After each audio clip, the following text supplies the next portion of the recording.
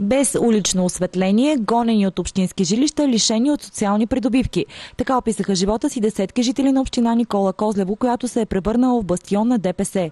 По думите на потърпевшите, те биват тормозени от общинският кмет Турхан Каракаш, който се е живявал като феодал и наказвал по-своему всички онези, които не следвали чинно протурската партия ДПС. В отчаянието си хората потърсиха за помощ съпредседателя на Патриотичният фронт Валери Симеонов, както и съдействието на телевизия СКАТ. В тази община Никола Козлево почнаха много нередни работи да стават. Например, ако не гласуваш за ДПС, или те изхвърлят от работа, или не те взимат на работа. Беше ми връчено предизвестие по празниците, по Коледа, по Нова година да се освобождавам общинското жилище, което съответно аз не го направих, тъй като обжалвам заповедта на кмета в административния съд Шумен.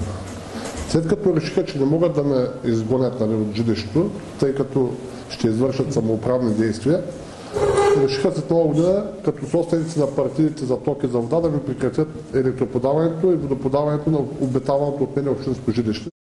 При появата на телевизия СКАТ в Никола Козлево дори органите на реда се активизираха, двама униформени полицаи влязоха в сградата на общината, а охраната се отнесе грубо към екипа на телевизия СКАТ. Къде излезе? Знам ли го? Питам ли го кмета?